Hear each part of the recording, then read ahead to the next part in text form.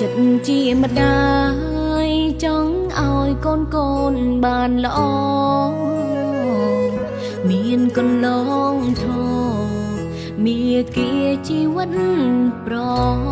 ពៃមិនចង់បានការតបស្នងសូមត្រឹមឲ្យកូនថ្លៃបានយល់នៅតម្លៃនៃគុណមេត្តាភាពជោគជ័យមិនសមដល់ទ្រព្យសម្បត្តិឡើយសំខាន់ផ្លូវចិត្តធូរស្បើយគ្រួសារបានល្អ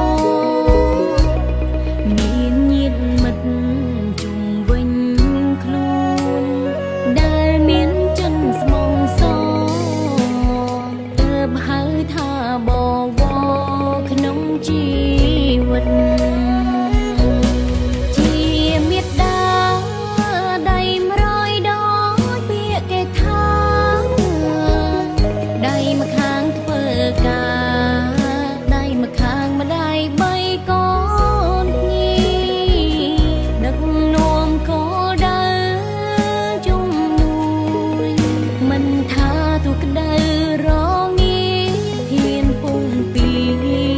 គ្រប់យ៉ាងមិនចាញ់បរងជាមនុស្សម្នាក់ដែលស្មោះត្រង់ជាមួយគោលដៅការងាររាក់ជ្រៅបំពេញដោយភាពម៉ត់ចត់ឆ្ពោះទៅមុខជានិច្ចគ្មានឡើយពីងថាហត់រហូតរៀងបំផុសមេសានផ្លា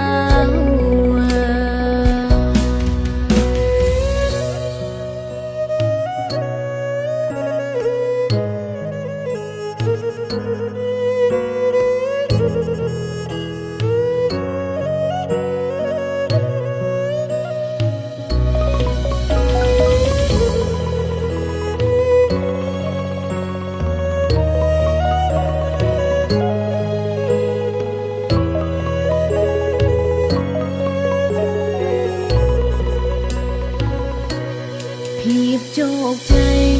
មិនសមដល់ទ្រព្យសម្បត្តិ